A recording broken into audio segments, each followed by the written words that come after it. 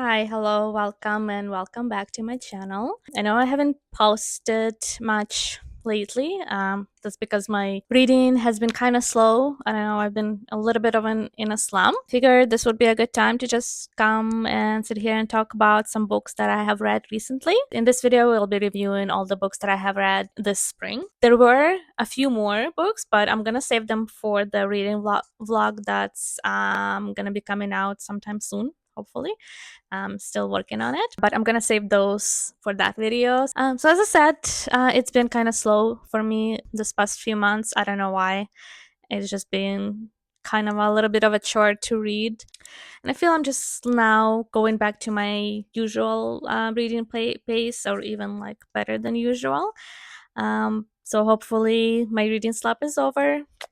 Yes, fingers crossed. But I want to talk about today some books that I've read. I'm going to start with the arcs that I have received that I read this spring. And I should have posted review like a long time ago, but I just didn't want to. I don't know. Just been in a slump. So there was few arcs that I received from NetGalley that I have read, and maybe that's like one of the reasons for my slump because they weren't very good. Like it was just this cluster of the books that weren't that good or way below my expectations or just simply kind of boring, I gotta say. Sorry. Nevertheless, I do want to review them, even though it's gonna be hard because some of them there's not much to say, honestly. So I'm gonna start with the art. First advance copy that I got was The Bone Queen by Will Schindler. Sorry. I keep forgetting his name. This was like not at all what I expected, to be honest, even though I don't know what I expected. We have this girl that goes missing, like a teenager, 15-year-old, and we follow her mother who is trying to figure out what happened to her. It's got this like English small coastal town with like history, I guess. Honestly, this is one of the books that I don't have much to talk about, to be honest. It was fine, just fine. I expected it to be much more atmospheric, I guess. I gave it 3 stars out of 5. It's fine, one time read. It is actually a horror because we have this kind of legend. That's why I thought it's gonna be like more atmospheric as well, because this all this urban small town legend of the Bone Queen, who kind of marks you, and she like then kills you or something like that. We figure out that the daughter was marked by this Bone Queen, and now she's missing. Right? Like I did like the mystery of it, right, and everything. And there was a plot twist that I did not see coming, a big one, but also what was the point of it. I don't want to spoil it or anything, but I just kind of then I thought about it, and like it's not really playing into anything, just kind of like it feels like it was just like a cool plot twist that he thought of and then just added it to the book for like no reason, just to kind of shock us. I was like, ooh, plot twist. It was kind of like a secondary storyline, basically, that's not really having anything to do with anything, except for I guess you could say it plays into the psyche of the main character and her character journey or something, even though I don't know, I didn't think it was done that well. And frankly, for like this kind of a novel that's supposed to be mysterious all throughout, we get the question and we get the answer like right away of like what exactly happened, because we also kind of followed like the other storyline of the daughter, so we kind of go back and forth in timelines and actually see what is happening. But I didn't think it was like structured that well, so I was bored most of the time. I'm sorry. Plus you have to like suspend your disbelief a lot. I would understand if like the child was much younger, but like she's in high school, like I don't know, you should know better with some things. So like it's weird. Like there should have been more playing around with like believing, not believing, and all that kind of stuff, but she was just like, okay, I'm marked, I have to go. So anyways, 3 stars. It was fine. Like I'm not gonna reread it. I thought it could have been better. Another arc that I was very excited for, and was a little bit just a little bit disappointed. It was fine. It was fun at some times, and that is The Secret Lives of the Murderers' Wives by Elizabeth Arnott. This is a book set in the 60s, and we follow these three women who were like very different in age and character, but who each of them was married to a basically serial killer, but they don't use that term because it wasn't really invented that. So they each were married to to a murderer, and their ex-husbands now like in jail or dead or whatever. They kind of take upon themselves to solve this new string of murders that wasn't even like connected at first, that it was like the same person because they were so different, but they like, hey, we have this unique perspective, we were married to these people, we kind of retrospectively now know sort of the signs and everything, and we can do this, like we can, catch them, we can help the police. Well, police doesn't really want their help though. But they kind of on their own because they want to protect this young girls that are being murdered. I gave it 3.5 stars. Again, it was just fine. I expected much more. Like, it's set in the 60s, but it doesn't feel like it's set in the 60s. It feels like they really want you to think it's the 60s, but they don't put work into like making it feel like the 60s.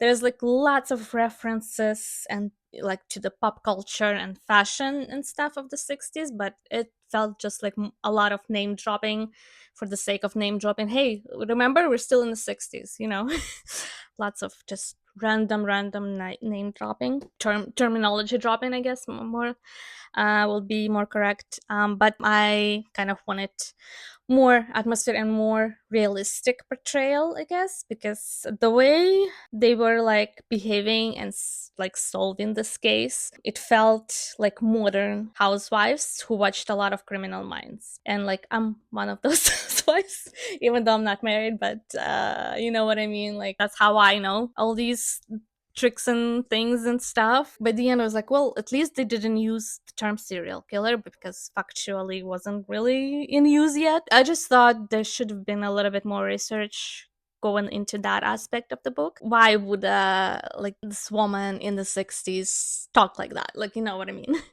It was kind of fun at times, but I couldn't give this book more than 3.5 stars. Like, it was again, fine one time read, not too much to tell. I kind of saw the plot twist, like not the plot twist, but like the resolution. Kind of saw. I was like, it's probably that person. It was good resolution, I guess. It was good twist. I just kind of predicted it. Too early. Moving on. So that was all the arcs that I finished so far. I'm currently kind of in the middle of reading a couple more, which I will be talking about next month, probably in my wrap up video.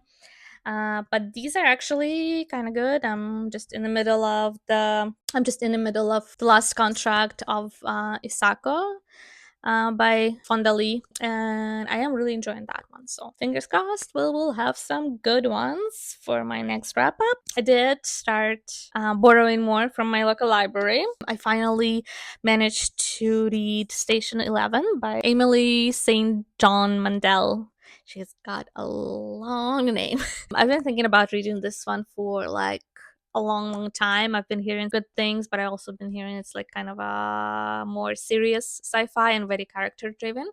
I guess I'm just not that much for the character driven stories. At least I didn't used to be. I feel like I read a lot more of those now, and I was kind of hesitant, right? So, and I didn't want to buy it, but then my local library got a copy, so I decided I'm just gonna borrow it from the library and I'm gonna try it out. 4 stars for me. It was pretty good. Very interesting speculative fiction. Very eerie how it was. Very relevant and truthful to our pandemic situation. I was like, oh, okay, damn, she was really looking into the future, huh? We follow a cast of different characters, I guess. All these lives that kind of connected to this one actor. I think that's all I'm gonna say about that. Like, I don't want to spoil it. So, and we see how they're connected, and we follow this band of performers in this post-apocalyptic, like after the pandemic, the world basically ended, and now just the survivors, like very little population, they just survive the best they can, right? And we follow this theatrical performers, and specifically like one of them. I just thought it was like very thought out world building wise, interesting, good characters. I did think it was a little bit slow at times, and a little bit too exposition-y for my taste, but overall was pretty good. Like, it's speculative fiction, but it's really, really character driven, and it's not really about the pandemic or the end of the world. It's kind of more about the characters, how they deal with everything. I wouldn't say that I like loved it, but I liked it well enough. I think I'm gonna try some more of her books. I've heard she's coming out with the new one that has like interesting premise, so maybe I'll try that one. So from my YA pile, I finished Amy Ewing's The Cerulean, and kind of in the middle of the second book. This is a duology, but I sort of put it down and haven't picked it up yet. But I think I'm gonna finish it at some point. I don't think I'm gonna DNF it because there's like half a book left. I know it's gonna be bothering me if I don't finish and like just DNF it. And I was like, "Ugh, I haven't finished the story." I don't know if you want to call it science fiction or fantasy. It's like a little bit of both, I guess. I always figured like science fiction is always about like scientific or like aliens, and anything magic is fantasy. That's how I distinguish stuff. And this one doesn't have magic, but it's also doesn't deal with humans per se. They are human, but they like from a different planet, all of them. So it's not Earth or anything. And so I would classify as a YA science fiction. Anyways, sorry about my rumble. This is a young adult duology. The Cerulean, we follow this alien kind of girl. So she comes from a society, matriarchal society of only women, and their family structure is like triples, lesbian triples, basically. So she's a young girl, and at some point she's being chosen to be a sacrifice because the planet they live on, not really the planet, more like an island in the sky. The way the world building works, I thought it was like very interesting world building, pretty cool concepts, not super well thought out, but very interesting ideas. Could have been done better. That's why I was like so excited, because like this seemed like a such cool concept. So they live on this island, right, in the sky, like pretty much in space. They tether that island to a planet, and they kind of like, it's kind of siphoning some resources from the planet, and sort of vice versa. People on the planet, they don't know that there is like a whole island in the sky, or at least we think they don't know. The sky people, they never come down, right? And what's her name? I think her name is Cerula. Oh, sorry, it's been a little while. Oh, I'm so bad with names, but I think Cerula. She always wanted to like come down on the planet and like see what's up there. Basically, she gets the chance, but not the way she wanted to. So she gets picked to be sacrificed because apparently there's supposed to be a sacrifice, and cerulean blood has to spill on this tether to like disconnect, and so the island can't go and find a new planet to tether itself to. She is being basically thrown off the island due to some circumstances. She survives, and she kind of arrives to this planet, and she meets a set of siblings, and they have like adventures from there. We follow like two storylines, one's like on the earth and the other one up in the sky, in the society of women, right, who are lesbians, because there's no man. They she's kind of the only one who's like straight, technically, who's like not attracted to women. She's attracted to men, which I don't know how that works if there are no men in their species. So that was like a little bit of weird choice for me. That's why I think it wasn't like super well thought out, the whole concepts thing. There are a few other things that were like could be perceived as problematic, I think, but I think those are small things, and I think in the second book it explores more that and kind of a little bit rectifies that problem that I had with it. So I don't know what to say about that. Technically, we have these twin siblings who find her, and the boy is like I did not like his character, and I know that it's all going towards that they will, bond and be romantic. I think he's like the love interest, like it looks like that way, even though they didn't for the whole book. There was really nothing. I think they'll get together in the second book, but I don't know. But I was like, let's not make him a love interest. He sucks. Even after like redeeming himself a little bit, I think he still kind of sucks. So, anyways, I did like the sister character. I thought she was cool and interesting. So I hope we'll get more of her. For Cerulean, I gave it 3 stars as well. Again, it's just fine one time read.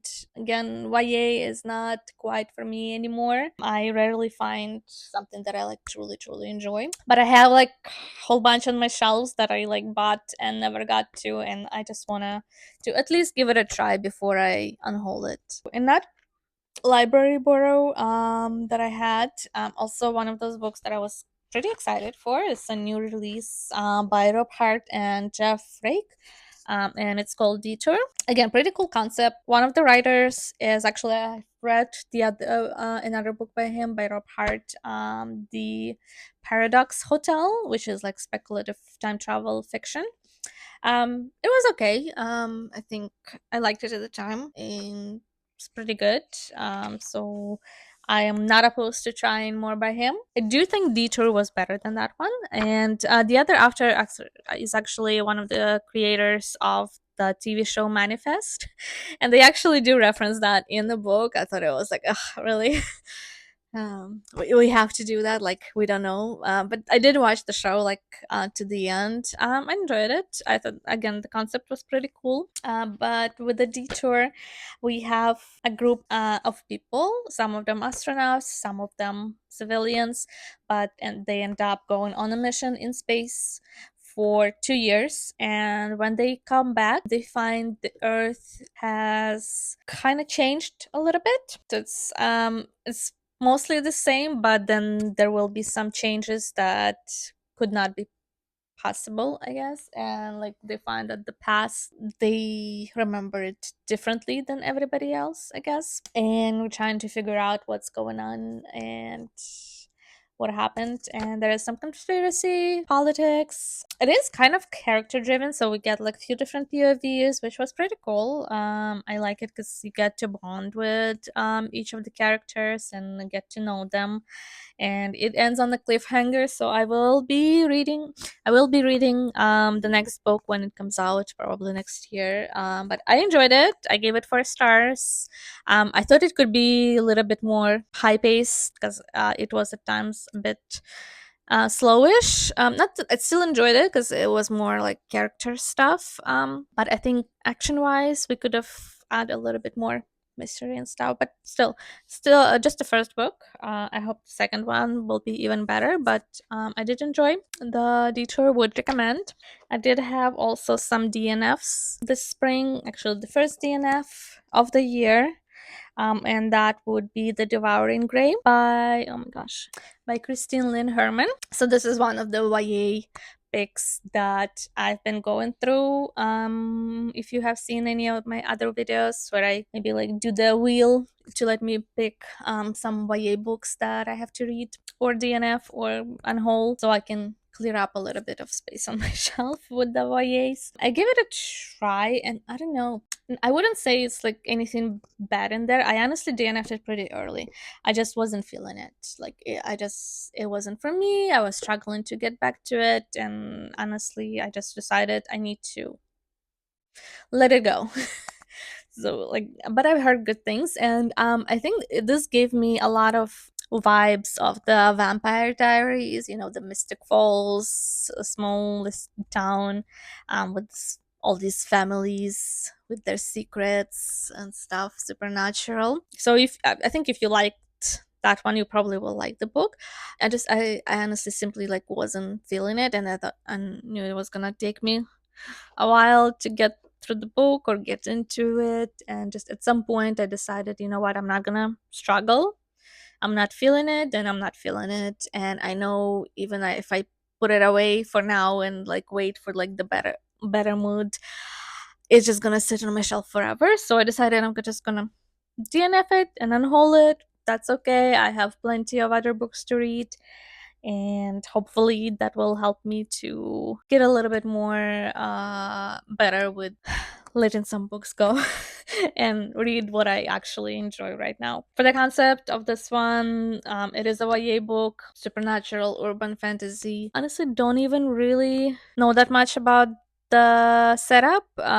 We have this girl with her mom who are coming back to her mom's old town that she left a long time ago, and apparently she is one of the I'm gonna call them founding families. I'm not sure if that's what they called it in the book, but again, as I said, it was very Mystic Falls vibes. And we have another boy who is like being trained for leadership or something, and we have this the Devouring Gray, I guess, area that kind of people go missing and it spits out corpses, which like it sounds so cool, but I just wasn't feeling the book, and I decided that's okay. That will be all the books I have for you today. Do check out my reading vlog that's gonna be coming out sometime soon, with some other books that I have been reading.